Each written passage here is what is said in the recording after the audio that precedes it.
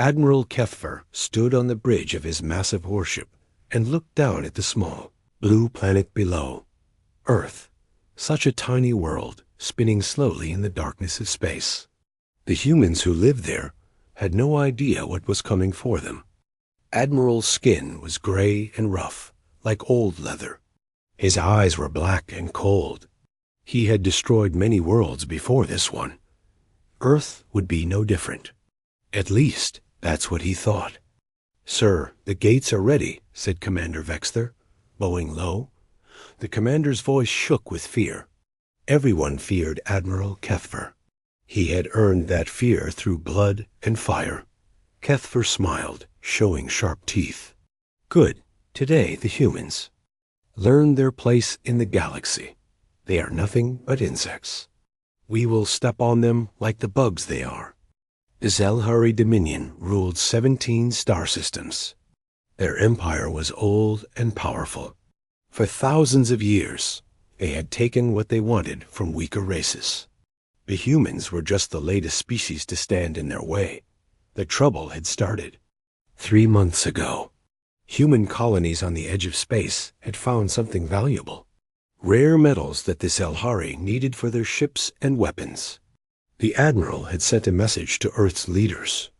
"Give us the metals, or we will take them by." Force. The humans had said no. Such foolishness. Did they not know who they were dealing with? The Zelhari had weapons that could crack planets in half. They had ships the size of cities. They had the Gate Protocol. The gates were the Zelhari's greatest weapon. They could open holes in space itself. These holes connected distant worlds. In the blink of an eye, through the gates, the Zelhari could send endless armies to any planet they chose. No enemy could stand against unlimited reinforcements. "Open the first gate," Kethvar ordered. The space above Earth began to twist and bend. Reality folded in on itself like paper being crumpled. A bright light flashed, and suddenly there was a hole in the fabric of the universe. The hole was enormous, big enough for 100 ships to fly through side by side. Through the gate came the first wave of Zelhari warships. They were black and sharp, like giant knives cutting through space. Their weapons charged with deadly energy. "Open the second gate," the Admiral commanded. Another hole tore open above a different part of Earth. More ships poured through. The sky above the human world filled with alien vessels. "The third gate, sir?" "Yes. Let them see the full might of the Dominion." The final gate opened above Earth's largest city. The humans below looked up in terror as thousands of Zelhari ships blocked out their sun. The gates hung in space like 3 giant eyes, watching and waiting. Kethver activated his communication system. His voice boomed across every radio, television, and computer on Earth. "Humans of Earth," he said, his words cold as winter. "I am Admiral Kethvar of the Zelhari Dominion. You have refused our generous offer. Now you will face the consequences." He paused, letting his words sink in. On the planet below, humans ran through their streets in panic. Some tried to hide. Others stood and stared at the sky in shock. "Look upon our gates," the Admiral continued. "Through them, we can bring unlimited forces to your world. For every ship you destroy, 10 more will take its place. For every soldier you kill, 100 more will come through the gates. Surrender now, and we will be merciful. Resist, and we will grind your bones to dust." The first Zelhari troops began to drop from the ships. They fell like deadly rain, their armor gleaming in the sunlight. Each soldier was twice the size of a human, with thick gray skin and powerful muscles. Their weapons could burn through steel. The human military tried to fight back. Their planes rose to meet the alien ships. Their missiles streaked through the sky, but for every Zelhari vessel they destroyed, 5 more came through the gates. The aliens seemed to have no end to their numbers. In the great cities of Earth, the Zelhari soldiers landed and began their work. They moved through the streets. like a gray tide, destroying everything in their path. Human weapons barely scratched their armor. Human soldiers fell before them like wheat before the harvest. Within 6 hours, the major population centers were under Zelhari control. The alien soldiers stood guard on every street corner. Their ships patrolled the skies. The gates continued. To pour out reinforcements, the President of the United Earth Government sent a message to Admiral Kethfer. "We surrender," she said, her voice breaking with defeat. "Please, no more killing. We will give you what you want." Kethfer laughed. It was a sound like breaking glass. "Too late for mercy, human. You should have surrendered when we gave you the chance. Now you will serve as an example to others who might think to defy us." But even as the Admiral celebrated his victory, something was happening that he did not see. In hidden bunkers beneath the ruined cities, small groups of humans were studying. The gates. They watched the swirling energy with curious eyes.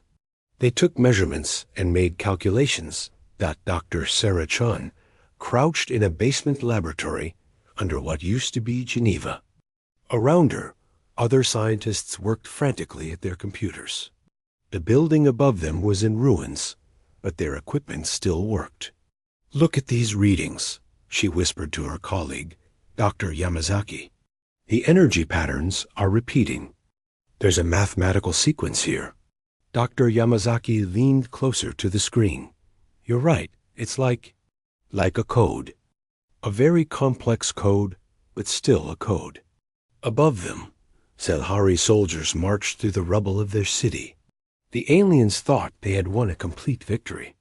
They had no idea that the humans were already studying their greatest weapon. In the hidden command bunker beneath the Rocky Mountains, General Martinez gathered the surviving military leaders from around the world. The room was dark and filled with the hum of computers. "Listen carefully," he said to the faces on his screen. "These were the leaders of what remained of Earth's armies. The aliens think they've won.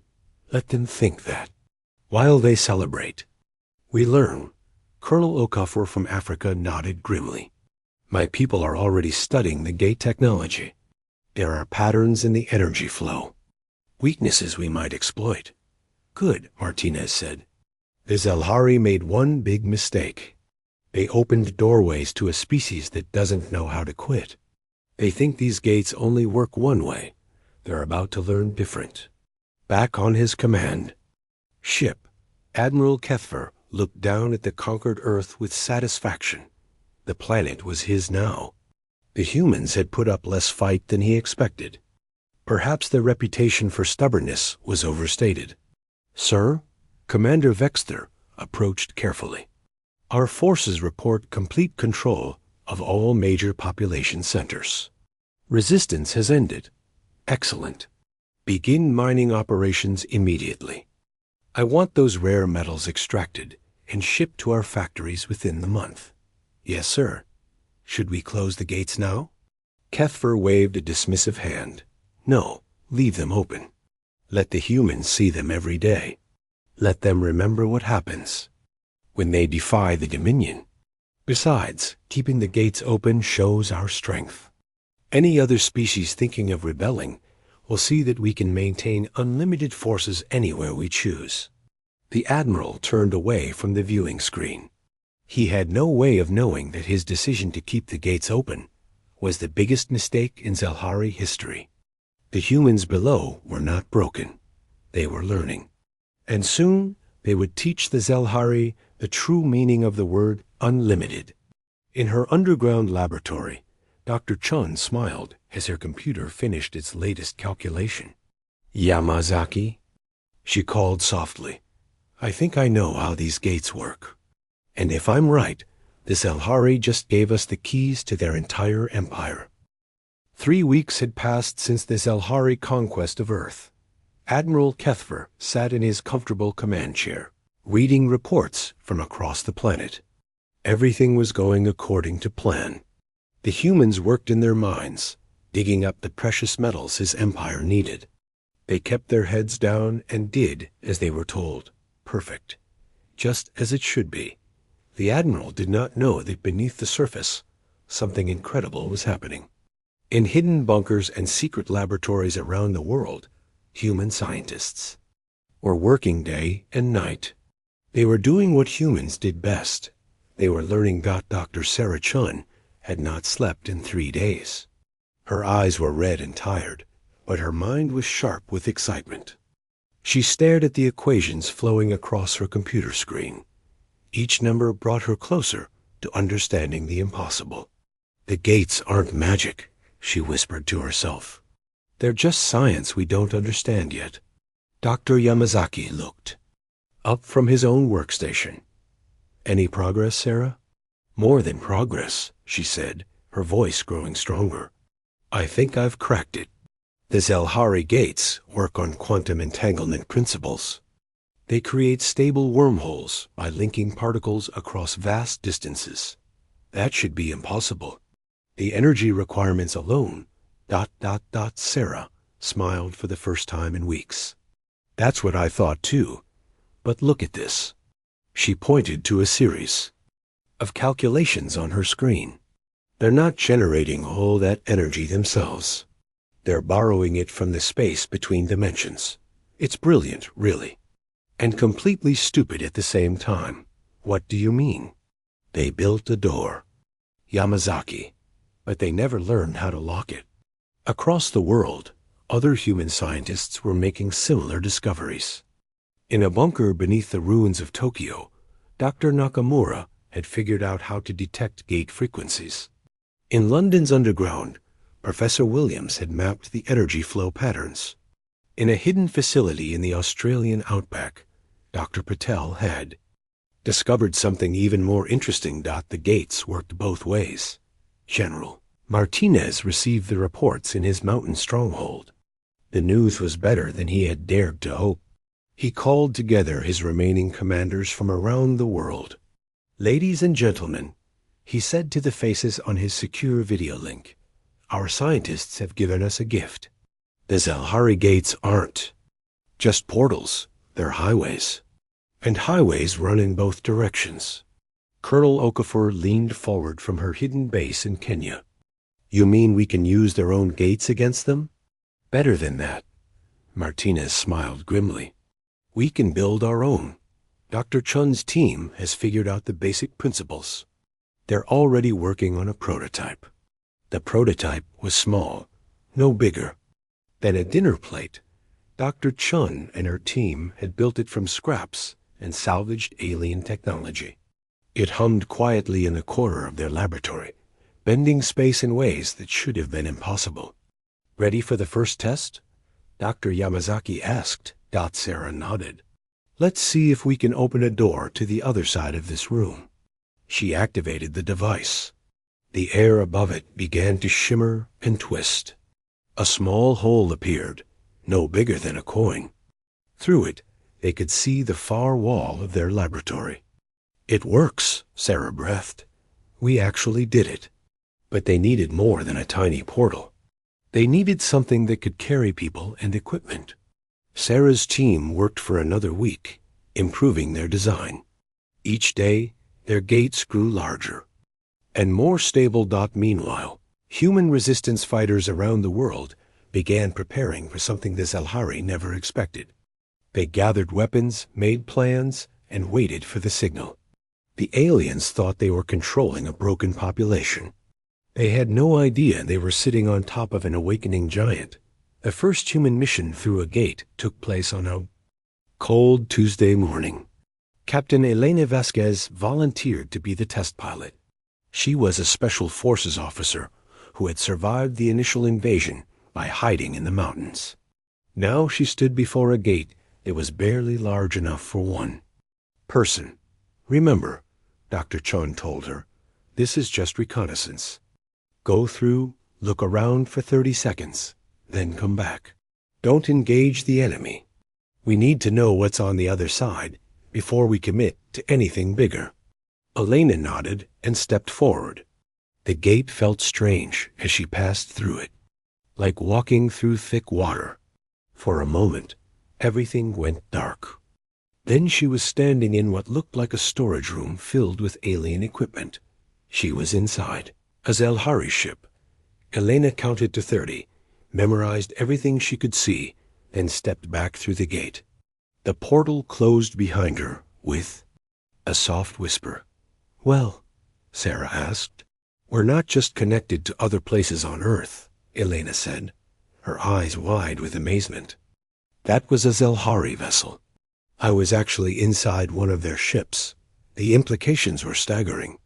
If humans could access Zelhari ships through the gates, they could access anything. The aliens had built a network that connected their entire empire, and now humans had learned to use it. Dr. Chun immediately began working on larger gates. If they could send one person through, they could send teams. If they could send teams, they could mount real operations against the occupiers. Admiral Keffer remained completely unaware of what was happening beneath his feet. His reports told him that human resistance had ended. The mining operations were proceeding smoothly. Everything was under control. He was very, very wrong. The Zelhari had made their empire by being stronger and more advanced than their enemies. They had better weapons, bigger ships, and superior technology, but they had never faced an enemy like humanity before. They had never fought a species that could learn and adapt so quickly. In her laboratory, Sarah finished calibrating a gate, large enough for a full squad of soldiers. "This is it," she told General Martinez over their secure communication link. "We're ready for the next phase." "Excellent. How many people can it transport?" 12 at a time. And Sarah ... "We can put this gate anywhere we want. I've been studying the Zelhari network. Their ships, their bases, even their home worlds, they're all connected through the gate system." Martinez was quiet for a long moment. When he spoke again, his voice was filled with grim satisfaction. "Dr. Chun, you may have just given us the keys to their entire empire." Above ground, Zelhari soldiers continued their patrols. They walked through human cities with confidence, secure in their superiority. Their ships dominated the skies. There, gates hung in space like symbols of absolute power. They had no idea that human scientists had turned their greatest weapon into humanity's greatest opportunity. The Zelhari had opened 3 gates to conquer Earth. Soon, they would learn that humans could open 1,000 gates to free the galaxy. In military bases hidden around the world, human soldiers prepared for missions unlike anything in history. They would not march across battlefields or sail across oceans. They would step through doorways and appear in the heart of enemy territory. The Zelhari thought they had won a war. They had actually started one. And they were about to discover that when you give humans a tool, they don't just learn to use it, they learn to make it better. The gates that had brought invasion would soon bring liberation. The network that had delivered conquest would deliver freedom. The Zelhari had opened a door they thought only they could control. They were about to learn how wrong they were. The first human strike happened at exactly midnight Zelhari time.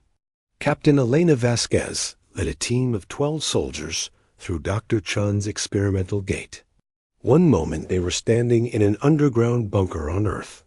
The next moment they were inside the heart of Zelhari Prime, the capital world of the alien empire. The Zelhari guards never saw them coming. Elena and her team moved like ghosts through the corridors of the Imperial Palace. Their mission was simple: plant listening devices, steal information, and get out without being detected. The Zelhari had ruled their empire for thousands of years. They had never faced an invasion on their home world. Their security was designed to stop fleets of ships, not small teams that appeared from nowhere. The palace was enormous, with walls made of some kind of black stone that gleamed like metal. Strange symbols covered every surface. The air smelled different here, thicker, with a metallic taste that made the humans' throats burn. "Remember," Elena whispered into her radio, "we are ghosts, in and out without a trace. Her team spread through, the building like smoke. Private Johnson planted a listening device in what looked like a conference room. Sergeant Kim found a computer terminal and began copying files. Corporal Martinez discovered something that made his blood run cold. Maps showing Zelhari forces throughout the galaxy. They had enslaved dozens of worlds.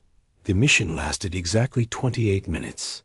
Then Elena's team vanished back through their gate, leaving no trace they had ever been there, except for the intelligence they carried with them.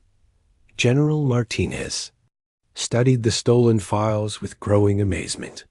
"Look at this," he said to his staff officers. "The Zelhari Empire is huge, but it's also weak. They control their subject worlds through fear alone. Most of their subject species hate them. What does that mean for us?" Colonel Okafor asked. "It means we're not just fighting for Earth anymore. We're fighting to free an entire galaxy." But first, they needed to test their new capabilities. Dr. Chun had been busy building more gates. Each one was smaller and more precise than the massive portals the Zelhari used. Human gates could open anywhere, inside walls, behind enemy lines, even inside sealed rooms. The second human mission targeted a Zelhari supply depot on the moon. This time, Alana's team didn't just steal information. They destroyed the entire facility from the inside out. The Zelhari found nothing but twisted metal and confused guards, who swore the explosion had come from everywhere at once. Admiral Kethvar received the report while eating his morning meal. He read it twice, then called for Commander Vexter. "What does this mean?" he demanded, waving the report. "How does a supply depot simply explode?" "We're investigating, sir. There were no human ships in the area. No missiles detected. The guards saw nothing unusual until the explosions began." Kethver felt the first stirring of unease. "Double the security at all critical facilities, and send more ships to patrol Earth's moon." But doubling security did no good when the enemy could appear inside your most protected areas. Over the next week, mysterious explosions and equipment failures plagued Zelhari facilities throughout the solar system. Supply ships vanished. Communication arrays went dark. Guard posts reported strange sounds in the walls. The Zelhari commanders were baffled. They increased patrols, added more sensors, and posted extra guards. Nothing worked. The attacks continued to happen in places where no enemy should have been able to reach. Dr. Chun, meanwhile, had made another breakthrough. She discovered that Zelhari gates weren't just connected to places. They were connected to each other.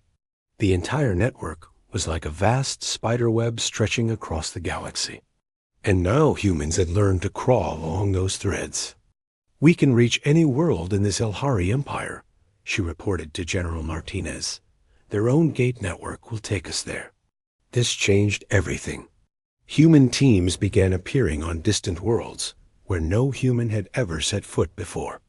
They made contact with enslaved species who had been fighting hopeless battles against Zelhari oppression for centuries. On Vexca Prime, a world of blue-skinned humanoids called the Sectar, human soldiers met with rebel leaders in hidden caves. The Sectar could hardly believe what they were seeing. "You came through the enemy's own gates?" asked Warlord Vexvana, the leader of the Sectar resistance. "That should be impossible." Captain Williams, Alana's counterpart in this sector, smiled. "Humans specialize in impossible things. We'd like to teach you how to do it too." Within days, human instructors were showing Sectar rebels how to build and operate their own gates. The aliens were quick learners, and soon small portals were opening in Zelhari facilities across their world. The same thing happened on world after world. Humans appeared like miracle workers, bringing the one thing that all oppressed peoples needed most: hope, and the tools to fight back. Admiral Kethvar began receiving increasingly desperate reports from across his empire. Rebellions were breaking out on worlds that had been peaceful for generations. His forces were being attacked from impossible directions. Equipment was vanishing from secure facilities.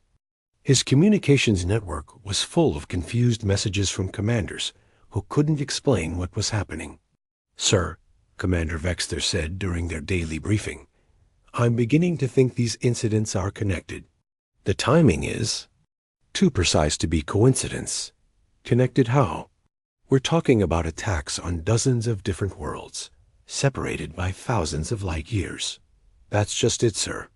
The only thing that connects all these worlds is our gate network." Cathvar stood up slowly. For the first time since the conquest of Earth, he felt real fear. "Are you suggesting that the humans have learned to use our gates?" "I don't know how, sir, but it's the only explanation that makes sense." The Admiral walked to his viewing screen and stared down at Earth. The planet looked peaceful from orbit. The mining operations continued normally. Human workers went about their tasks without complaint. But now he wondered what else might be happening down there. "Send a team to investigate the human research facilities," he ordered. "I want to know what they've been doing." But when the Zelhari soldiers reached Dr. Chun's laboratory, they found it empty. The humans had moved their operations deeper underground into places the aliens didn't even know existed. The gate network that the Zelhari had built to project their power was now being used to hide human activities from their view. Elena Vasquez stood in the ruins of what had once been a Zelhari prison camp on the world of Kethmoran. Around her, freed prisoners from a dozen different species celebrated their liberation. The camp's guards had fled when human soldiers began appearing from thin air inside their own command bunker. "How many more camps like this are there?"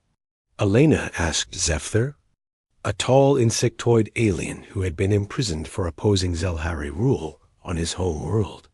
"Hundreds," Zephyr replied, his translator device giving his words a mechanical sound.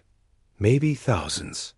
The Zelhari have been enslaving worlds for millennia." Elena activated her communication device. "General Martinez, this is bigger than we thought. We're not just fighting an empire. We're fighting a system of oppression that spans half the galaxy." "Understood, Captain. Dr. Chun has more gates ready. We're going to need every one of them." Back in her new laboratory, Sarah Chun worked frantically to meet the growing demand for gate technology. Every freed world wanted the ability to liberate others. Every rebel group needed the tools to strike at their oppressors. The network of human-controlled gates was growing exponentially, but Sarah had discovered something else, something that excited her even more than the gate technology itself. The Zelhari hadn't invented the gates. They had found them, abandoned on a dead world thousands of years ago. The original builders were long gone, but their technology remained, and the technology was far more advanced than the Zelhari realized. They had been using the gates like hammers when they were actually precision instruments. The original builders had designed them to be controlled by thought, not crude mechanical interfaces. They had built-in safety features and hidden capabilities that the Zelhari had never discovered. Sarah began unlocking these hidden features one by one. Gates that could open silently. Gates that could become invisible to sensors. Gates that could create multiple exits from a single entrance. The possibilities were endless. Admiral Cathvar stood alone on his command bridge, watching reports pour in from across his crumbling empire. World after world was slipping from his control. His ships were being destroyed by enemies that appeared from nowhere and vanished just as quickly. His soldiers were afraid to enter their own facilities, never knowing if humans might be waiting. Inside, the conquest of Earth was supposed to be a demonstration of Zelhari power. Instead, it had become the beginning of the Empire's end. The Admiral realized with growing horror that in trying to crush humanity, he had given them access to his civilization's greatest secret. The gates that had built his empire were now tearing it apart. And somewhere in the darkness between worlds, Human voices were calling out to every enslaved species in the galaxy. "We're coming to set you free." General Martinez stood in the war room deep beneath the Rocky Mountains. The walls were covered with displays showing star maps of the Zelhari Empire. Red dots marked worlds still under alien control. Green dots showed liberated planets. Blue dots indicated worlds where rebellions were in progress. There were a lot more green and blue dots than red ones now. "Status report," Martinez called out. Colonel Okafor stepped forward. "Sir, we now have operational gates on 47 worlds. Human teams are training local resistance fighters on 32 more planets. The Zelhari have completely lost control of the Outer Rim territories." Major Thompson added, "Our intelligence teams report that the Zelhari military is in chaos. They're pulling forces from peaceful worlds to try to contain the rebellions. But every time they move troops, the rebels open new gates behind them." Martinez nodded with grim satisfaction. "Dr. Chun, what's the status of the swarm protocol?" Dr. Sarah Chun looked up from her tablet. Dark circles under her eyes showed how hard she had been working, but her voice was strong and clear. "Ready for implementation, General. We can open 2,000 small gates simultaneously across 17 star systems. Each gate will be active for exactly 60 seconds, long enough to deploy teams, but too brief for the Zelhari to track or counter." The swarm protocol was humanity's masterstroke. Instead of fighting the Zelhari Empire world by world, they would attack everywhere at once. Every major Zelhari facility, every command center, every prison camp would face human infiltrators at the same moment. The aliens would have no way to coordinate a defense against such a widespread assault. "Begin implementation in 6 hours," Martinez ordered. "Signal all teams to prepare for simultaneous deployment." Across the galaxy, human soldiers and their alien allies made final preparations. Captain Elena Vasquez checked her equipment in a hidden base on Sector Prime. Her mission was to infiltrate the Zelhari regional command center and disable their communications network. It would be the most dangerous assignment of her career. "Remember," she told her mixed team of humans and Sector rebels, "we go in fast and quiet. Plant the charges, get out, and let the explosions speak for themselves." Sergeant Kim, now leading his own squad, prepared for a mission to the Zelhari Military Academy on Vexcan Minor. His job was to rescue young aliens who were being forced to fight for their oppressors. "These kids have been brainwashed since birth," he told his team. "They might not want to be rescued at first. Be patient with them." On the prison world of Korthvol, Lieutenant Martinez led a team of former slaves in an assault on the main detention facility.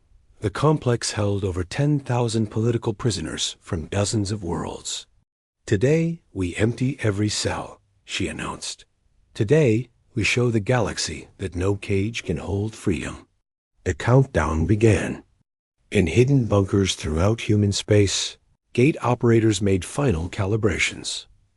Dr. Chun monitored the entire operation from her command center, watching as her revolutionary technology prepared to change the course of galactic history. "All stations report ready," came voices from around the galaxy. "Swarm protocol is go in 60 seconds, Martinez announced. On Zelhari Prime, Admiral Kethver was meeting with his remaining commanders. Half of his fleet was destroyed or missing. His empire was collapsing faster than he could comprehend. The meeting was his last desperate attempt to find a strategy that might save his civilization. "We need to fall back to our core worlds," suggested Fleet Commander Zax Thill. "Abandon the outer territories and concentrate our forces." "Abandon? Them to whom?" Kethver snarled. "To humans who can appear anywhere they choose? There is nowhere to retreat to." At that moment, General Martinez's voice echoed across every Zelhari communication channel in the galaxy. "Citizens of the Zelhari Empire," the human general said, his words translated into hundreds of languages. "For too long, you have lived under the boot of tyrants. Today, that ends. Today, freedom comes to every world, every system, every corner of space where oppression has taken root. We are humanity, and we are here to help you reclaim your liberty." The swarm began. 2,000 gates opened simultaneously across Zelhari space. Each gate was small, barely large enough for a few soldiers to pass through. But they opened in perfect synchronization, in places the Zelhari could never have predicted. Human teams appeared inside Zelhari command bunkers, weapons facilities, communication centers, and detention camps. They moved with precision, born of months of planning and preparation. Each team knew exactly what to do and how long they had to do it. Elena's team materialized inside the regional command center just as Admiral Kethver was receiving reports of the coordinated attacks. The Zelhari officers spun around in shock as armed humans appeared in their most secure facility. "Nobody move," Elena commanded in the Zelhari language, which she had learned during her months of covert operations. "We're not here to hurt you. We're here to end this war." The Zelhari commanders reached for their weapons, but Elena's team was faster. Within seconds, the alien officers were disarmed and secured. Elena moved quickly to the main communication console and began uploading a virus that Dr. Chun had designed. It would spread through the Zelhari communication network, making it impossible for their forces to coordinate. On the prison world, Lieutenant Martinez and her team found themselves in a facility that stretched for miles underground. Thousands of cells held beings from across the galaxy, some who had been imprisoned for decades. "Open all the cells," she ordered her technical specialist. "Every single one." As the cell doors swung open, confused prisoners emerged to find human soldiers offering them freedom. Many could hardly believe what they were seeing. Some wept, others cheered. All of them understood that something fundamental had changed in the galaxy. At the military academy, Sergeant Kim's team faced a different challenge. The young aliens they had come to rescue had been taught that humans were monsters. When armed soldiers appeared in their dormitory, many of the cadets tried to fight. "We're not here to hurt you," Kim called out in the universal trade language. "We're here to give you a choice. You can keep serving an empire that treats you as slaves, or you can help us build something better." One by one, the young aliens stopped fighting and began listening. Kim showed them recordings of liberated worlds, of former slaves working alongside their rescuers to build new governments based on freedom rather than fear. The swarm protocol lasted exactly 60 seconds. Then every gate closed simultaneously, leaving the Zelhari Empire in chaos. Communication networks were down. Command structures were shattered. Prison camps stood empty. Military academies were in rebellion, but most importantly, the galaxy had seen what was possible. Billions of beings who had lived under Zelhari oppression for generations suddenly understood that their captors were not invincible. The empire that had seemed eternal was crumbling before their eyes. Dr. Chun monitored the aftermath from her command center. Reports flooded in from across the galaxy. Every mission had succeeded. Not a single human team had been lost. The Zelhari Empire was finished as a military force. "General," she called to Martinez, "we're receiving surrender offers from 17 Zelhari worlds. They want to negotiate terms." "What terms do they want?" Martinez asked. "Most of them are asking for protection from their former slaves. They're afraid of revenge attacks." Martinez was quiet for a moment. Then he activated the Galactic communication system one more time. "To all Zelhari commanders still capable of receiving this message," he said, "the war is over. Your empire is finished. Any world that surrenders immediately and releases all Prisoners will be offered protection and the chance to build a new government based on freedom and equality. Any world that continues to resist will face the consequences. The response was swift. Within hours, Zalhari governors from across the galaxy were broadcasting their surrender. They had seen what happened when they fought humans. They had no desire to see what would happen if humans got truly angry.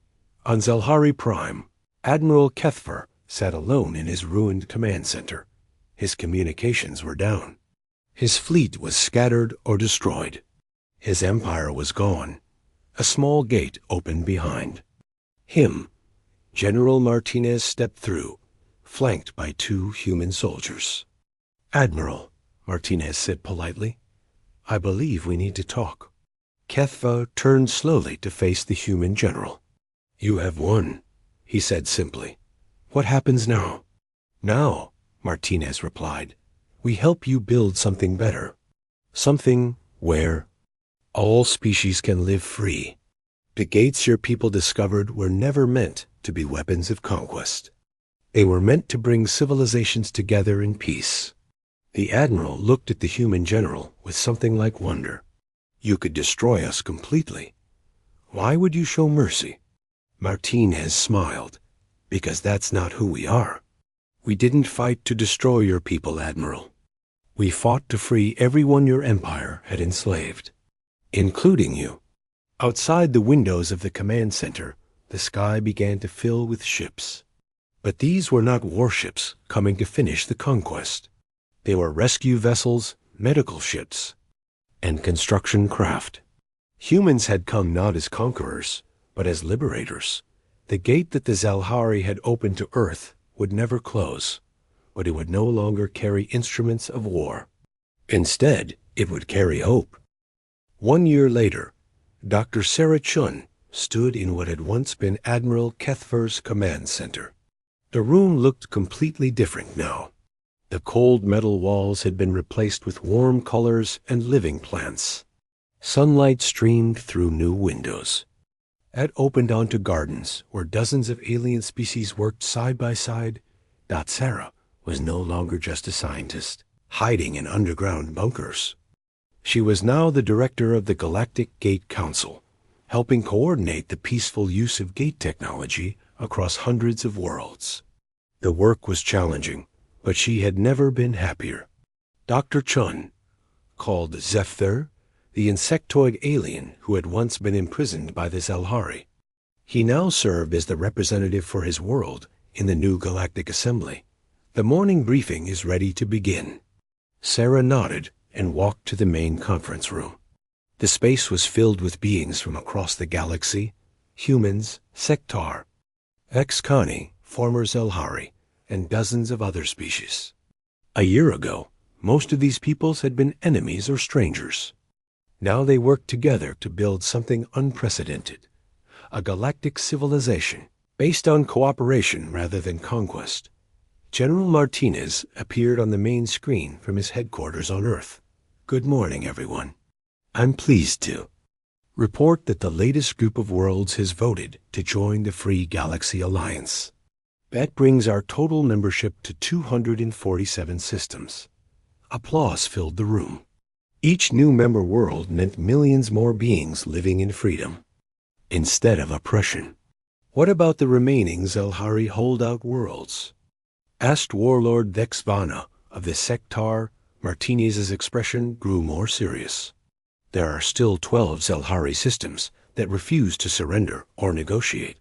They've closed their gates and isolated themselves completely. Intelligence suggests they're developing new weapons." Sarah leaned forward. "Do they pose a threat to the Alliance?" "Unknown, but we're monitoring the situation closely."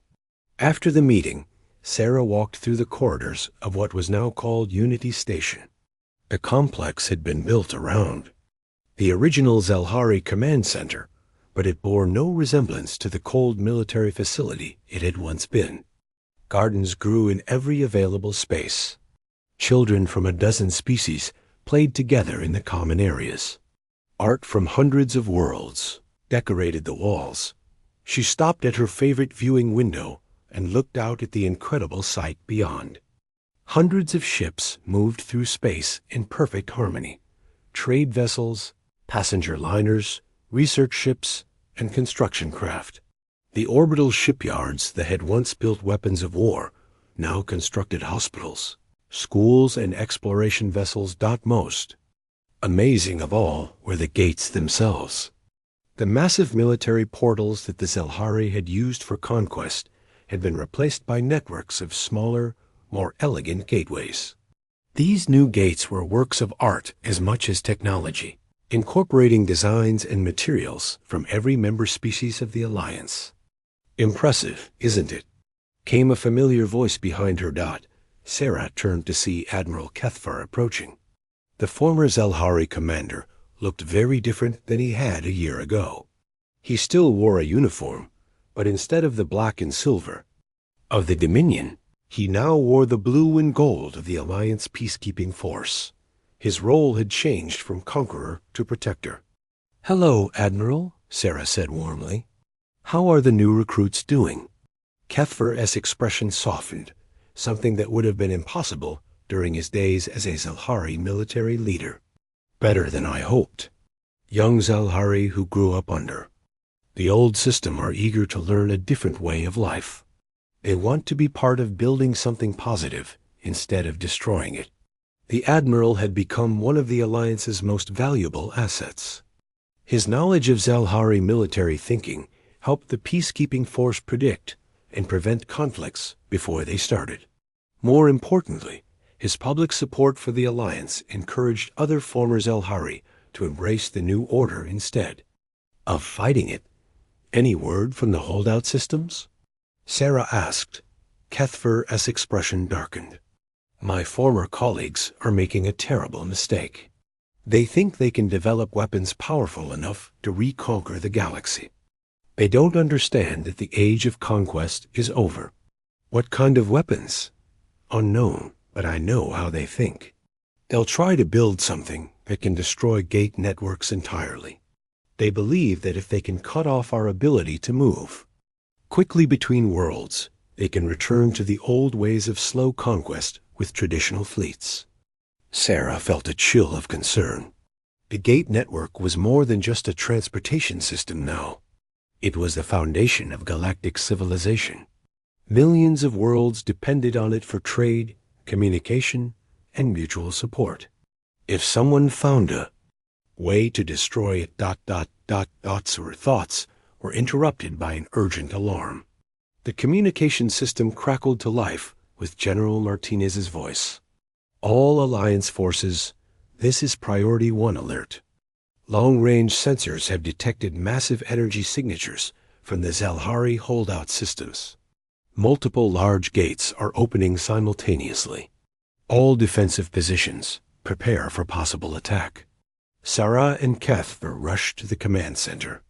The main screen showed a tactical display of local space. Huge gates were indeed opening, far larger than anything the Alliance used. Through them came ships unlike anything Sarah had ever seen. They were clearly Zelhari in design, but wrong somehow.